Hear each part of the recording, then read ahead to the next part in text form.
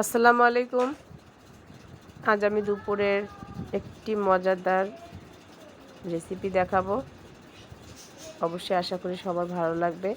প্রথম থেকে আমার ভিডিওটা দেখেন। প্রথমে আমি শুকনা মরিচ পরিমাণ মতন ভেজে নিয়েছি। আবার যতটুকু শুটকি নেব ততটুকুই রসুন নেব, তাহলে ভর্তাটা খুবই ভালো লাগবে খেতে। আমি পেঁয়াজ নিয়েছি 3টা। এখানে কাঁচা পেঁয়াজ ব্যবহার করব, যেহেতু শুটকি ভর্তা। ভেজে নেওয়া হয়ে গেছে, এখন আমি ভর্তা করতে যাব।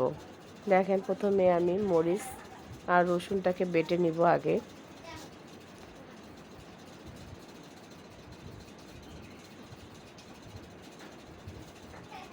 এভাবে ভেজে নেবেন আপনারা।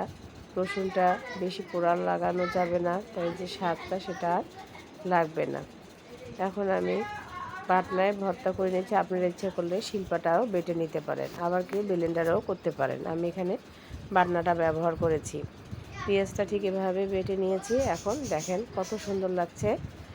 গরম গরম ভাত 1 প্লেট 2 প্লেট কখন শেষ হয়ে যাবে বলা যাবে না। অবশ্যই ভিডিওটা যদি ভালো লেগে থাকে লাইক কমেন্ট শেয়ার করবেন। আল্লাহ হাফেজ।